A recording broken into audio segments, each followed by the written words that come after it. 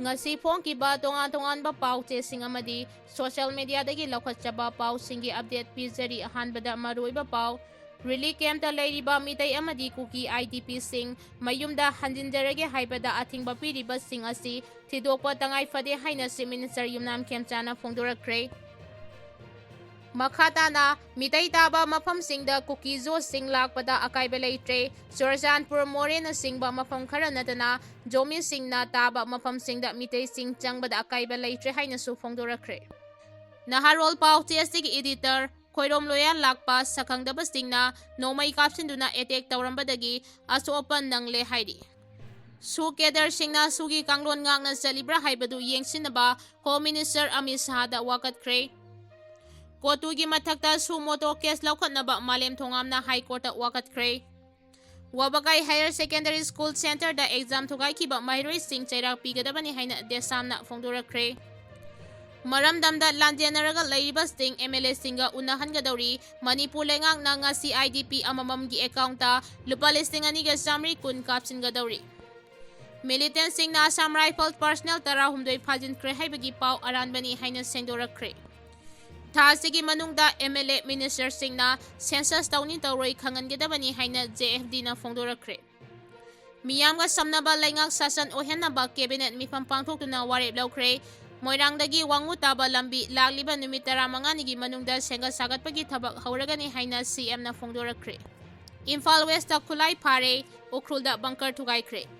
Accident da miyoi ama sire. Haudik pau sandongna pizari.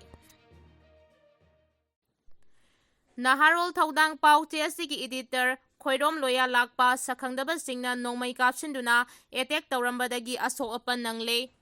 Nungtigi fongliba Naharolgi Thaudang pau TSC editor Khoirom loya lakpa ngarang numidang pung 4:45 rom tarakpada hata war cemetery mapa yaurakpada sakhangdaba singna Nongmei Kapsinduna attack tawrakpadagi asopan nangduna Census hospital da pukhatkre. Thaudok asi Imphal district ki Porompat police station gi manung chanba hata war cemetery gi nakanda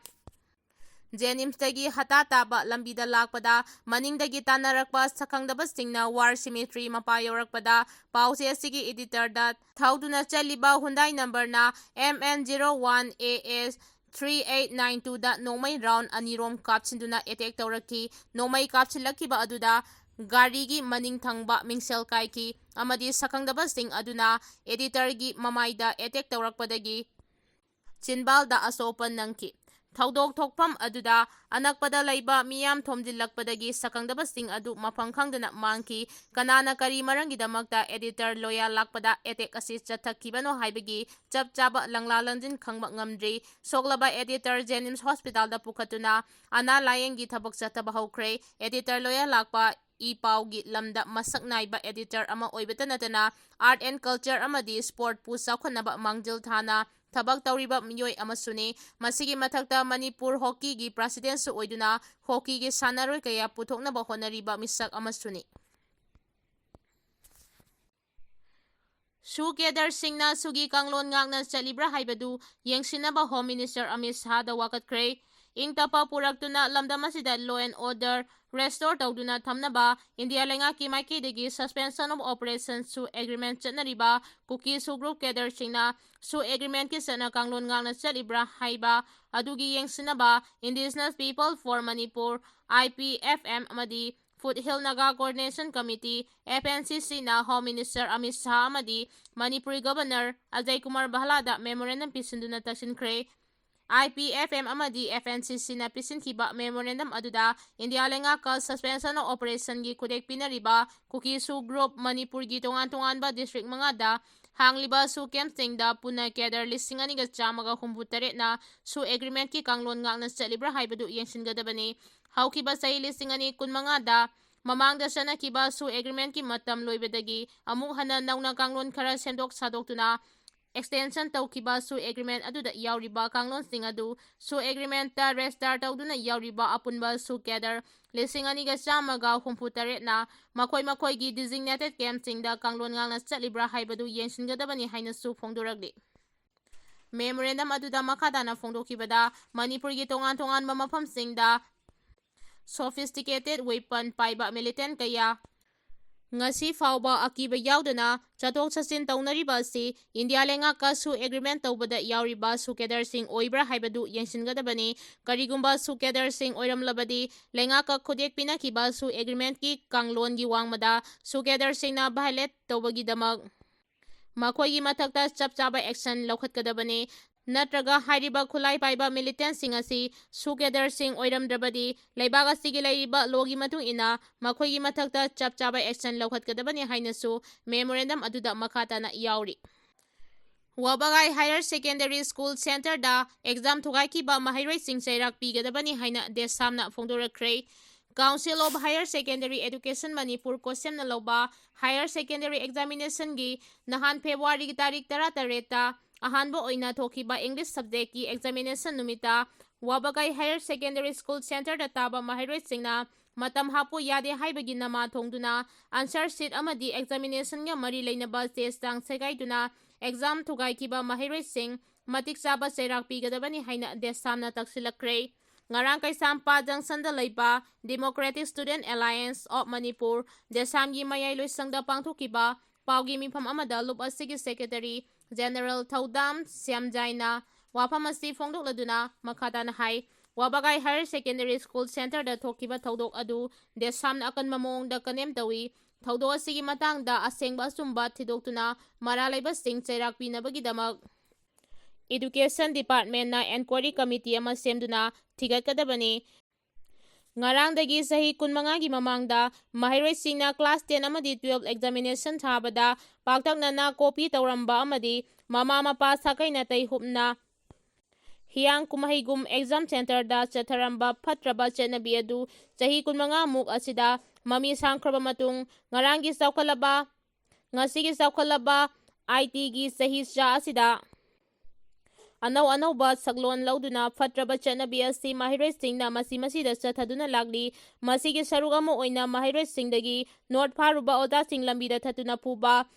board amadi council gi gari phawba thugaibana singba thodok kayasu mamang thakta thokiba leikre Wabagai Higher Secondary asidasu exam da sexily amadi north phai haiduna exam loiraba matungda matam haptuna exam thalu haiba yadabagidamag Mahiroi kharana irang sagatuna center asida exam thakiba mahiroi chaniga kun marigi pakhumche segaiduna mangta khanbagi thodok thokre tawpham thoktaba thawong asimag ngasigi hawalagliba mahiroi singna asumba thabak amagum khalagliba si karigino haibasi asowa wahang ama oiragli tanja asida asigumlaba aranba tawba singasi asengba sumba thidoktuna chairak pihaudrabadi khonai asigi tumlam chat kamdaurakane asigumba lista chathariba singasi chairak pigadabani masina chanabi onthoktuna Manipuri exam center kudimakta makhatana sandorakloi haingai leite lamdam naringai maralaiba mahairoi sing chairak piduna warakadabani Manipur lengang na mathokdaba thabak sing laukhatkadabani haina phongdokki Militant singna Assam Rifles personnel tara humdoi phajinkhre haibagi pau aranbani haina sengdorakre Manipur da tangdu laita daba phibam mayok naringaida Assam Rifles ki personnel tara humdoi militant singna phajinkhre haiba pau ama social media da sandoraklei Manipur Post haina mingthonba social media gi platform X ki account amada ngarang ayupung 13 rom tabada Indian Army gi manungchan ba Assam Rifles ki personnel tara humdoi militant singna litandagi phajinkhre haina thagalaki Personal sing adu lenga ki damak thabak tawbani haina maral sibagaloinana mizam singi yummai thaba madi khongjang changsin bada Nongmei Kapsili haina su phongdoragli makhata ba pau share tawrakhi gani haina su phongdorakhibani India Today gi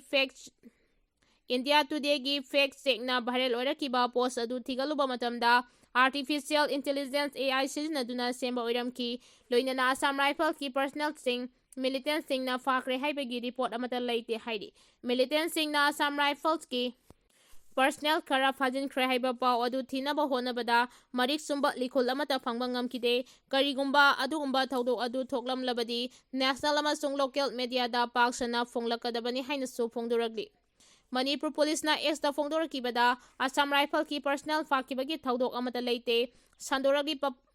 Sandoragli ba pau adu Indian Army ki pungning hanthana ba yaba Aranba Paoni hairi extra thagalaki ba picture adu atopa news report amata da yaurakpa thengnade Economic Times da kumsing lising aniga tarahumdugi December 13 da phongkiba pau da haipet manaba photo yauba thengnaki hairi ꯃꯔꯝꯗꯝꯗ ꯂꯥꯟꯖꯦꯜꯂꯒ ꯂꯩꯔꯤꯕꯁꯤꯡ MLA-ꯁꯤꯡꯒ ꯎꯅꯒꯗꯧꯔꯤ꯫ ꯃꯅꯤꯄꯨꯔ ꯂꯩꯉꯥꯛꯅ ꯉꯁꯤ IDP ꯑꯃꯃꯝꯒꯤ account ꯂꯨꯄꯥ 2,110 ꯀꯥꯞꯁꯤꯟꯒꯗꯧꯔꯤ꯫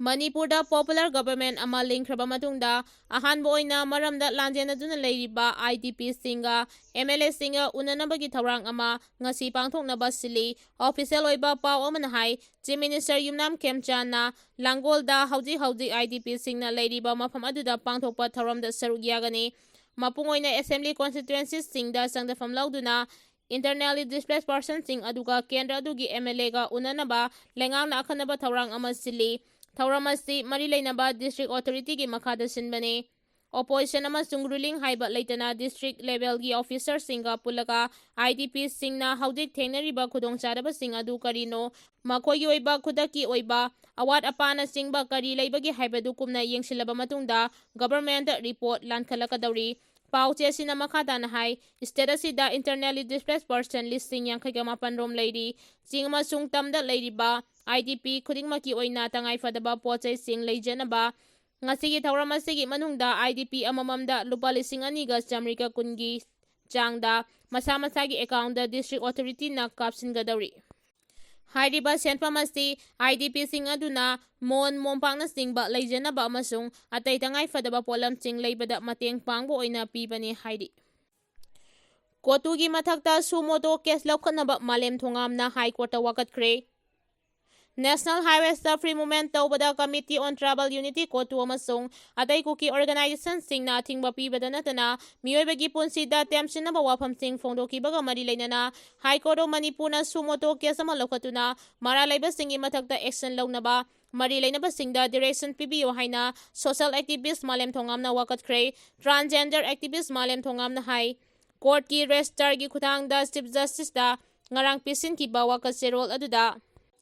ꯃꯃꯥꯡ ꯆꯍꯤꯒꯤ ꯑꯣꯛꯇꯣꯕꯔꯗꯒꯤ December ꯐꯥꯎꯕ ꯗꯦꯜꯂꯤꯗꯒꯤ ꯏꯝꯐꯥꯜ ꯇꯝꯅ ꯀꯤꯂꯣꯃꯤꯇꯔ 2,200ꯒꯤ ꯁꯥꯏꯀꯜꯒꯤ ꯂꯝꯁꯥꯡ ꯈꯣꯡꯆꯠ ꯑꯃ ꯃꯍꯥꯛꯅ ꯄꯥꯡꯊꯣꯛꯈꯤ꯫ ꯁꯥꯟꯇꯤꯒꯤ ꯄꯥꯎꯖꯦꯜ ꯄꯨꯕ ꯁꯥꯏꯀꯜ ꯈꯣꯡꯆꯠ ꯑꯗꯨ ꯃꯊꯪ ꯂꯥꯛꯇꯨꯅ ꯁꯦꯅꯥꯄꯇꯤ ꯌꯧꯔꯛꯂꯒ ꯏꯝꯐꯥꯜ ꯇꯝꯅ ꯂꯥꯛꯅꯕ ꯍꯣꯠꯅꯔꯛꯄ ꯃꯇꯝꯗ ꯀꯣꯇꯨꯅ ꯀꯥꯡꯄꯣꯛꯄꯤ ꯂꯥꯟꯗꯨꯅ ꯂꯥꯛꯄ ꯌꯥꯔꯣꯏ, ꯀꯔꯤꯒꯨꯝꯕ ꯂꯥꯛꯂꯕꯗꯤ ꯍꯥꯠꯀꯅꯤ ꯍꯥꯏꯅ ꯆꯦꯔꯣꯜ ꯑꯃ ꯊꯣꯛꯇꯨꯅ ꯀꯤꯍꯜꯂꯛꯈꯤ꯫ ꯃꯁꯤ ꯀꯟꯁꯇꯤꯇ꯭ꯌꯨꯁꯟꯒꯤ ꯑꯥꯔꯇꯤꯀꯜ 19(1)(d)ꯕꯨ ꯈꯣꯡꯒꯣꯏꯅꯕꯅꯤ꯫